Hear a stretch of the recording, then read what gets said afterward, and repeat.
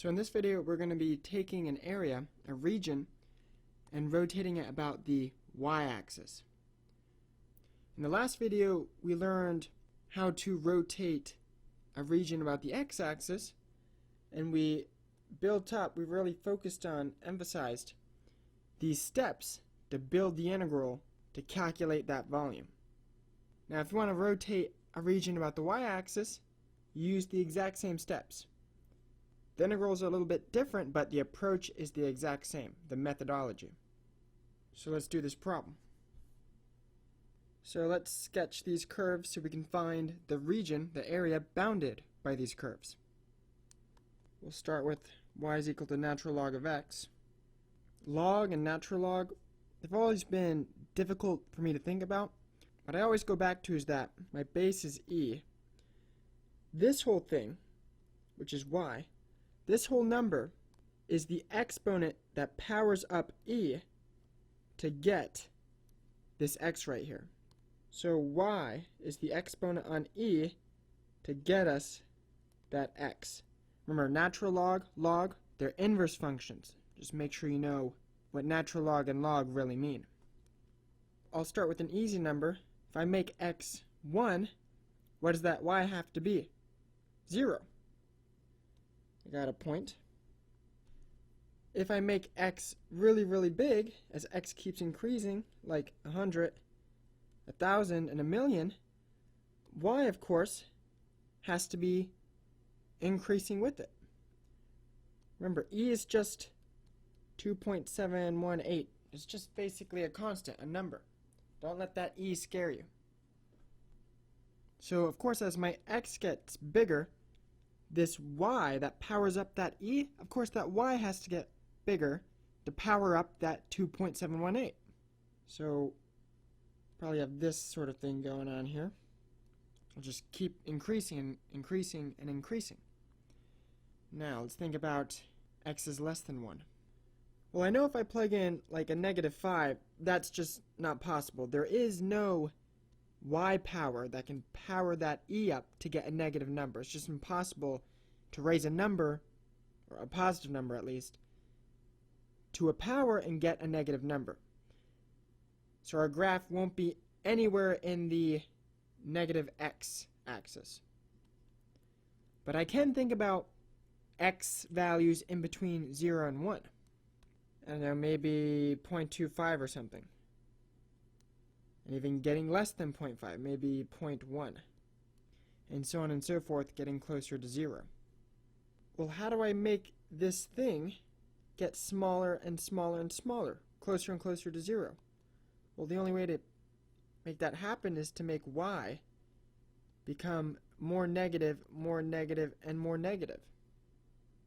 Don't forget, when you take a number, raise it to a negative power, what it really means is you put that quantity in the denominator and make the power positive. So just don't forget your algebra mechanics. So we learned that as x gets closer and closer to 0 from the right side, y must get more and more and more negative. So I'll have this sort of thing going on. Alright, so I got natural log of x. Y is equal to 1 is just all the points that have a y-coordinate of 1. That's just going to make this line. Y is equal to 2 will just be this line. And x is equal to 0 is just all the points that have an x-coordinate of 0. That will be this vertical line. Alright, so my enclosed region, my area, bounded by all these curves, is going to be this guy. And I have to rotate it about the y-axis. So if I imagine taking that area and rotating it about the y-axis just like a door rotates around a hinge, the volume that I imagine is like this. It's literally a plate. Looks like a plate, but a solid plate. It's made up of pure solid material. There's no hollow cavity for you to put your food on.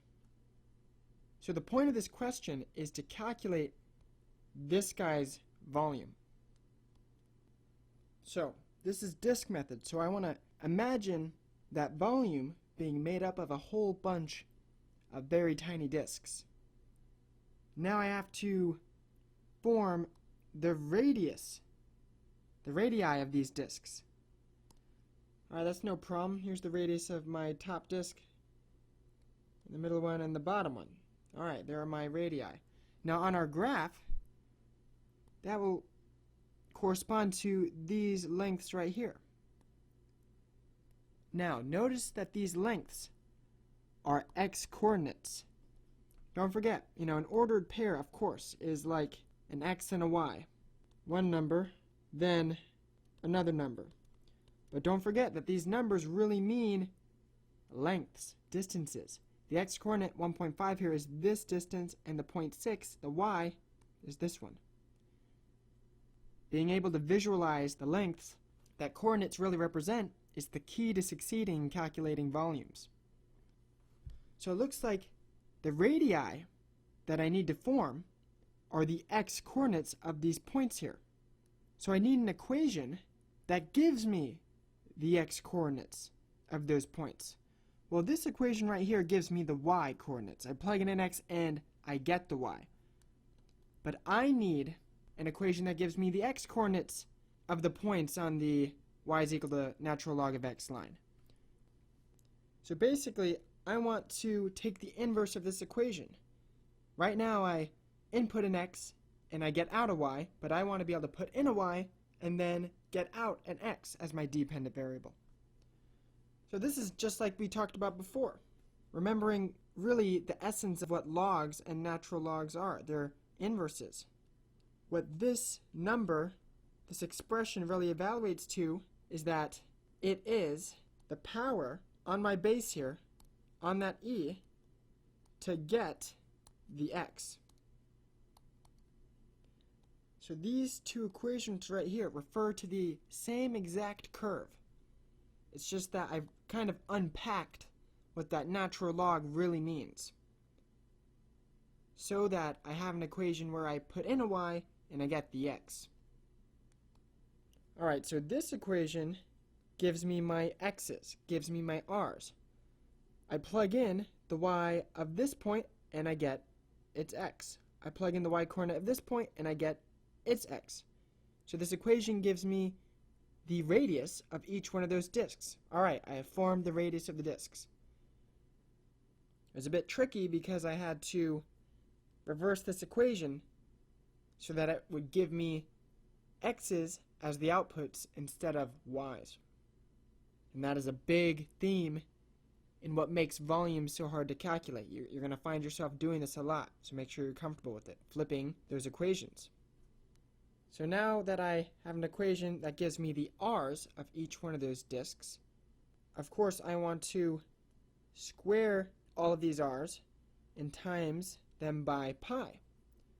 So now I have the areas of each one of these disks. So when I plug in a y, I get the area of the disk at that y. And to make it a volume, we have to multiply that area by some height.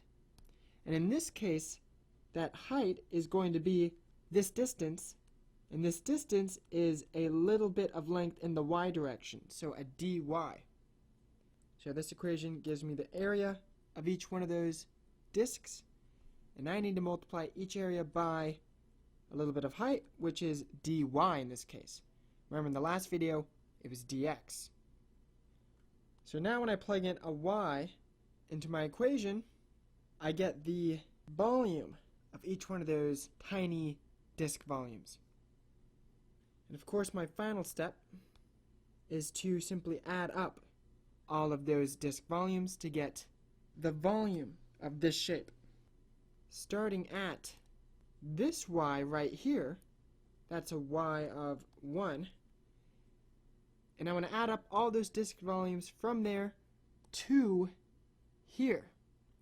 That's y is equal to 2.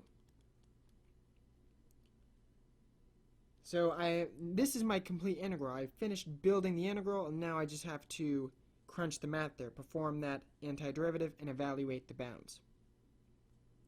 And if you carry out that integral, that definite integral, you'll get this answer. So, we have successfully rotated an area about the y-axis. And I really wanted to show you that it's the same approach, just taking it slow, visualizing each one of our steps here, and seeing how each one gives us a different shape.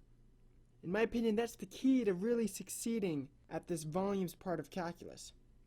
Sure, you can just memorize these equations right here, and yes, that's really what we're doing, but taking it slow and imagining each step is a really good approach.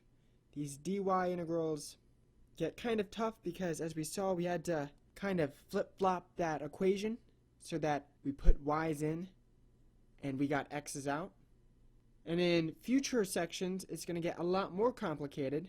So again, I just emphasize taking it slow rather than just plug and chugging the formulas in the book or that the professor teaches you.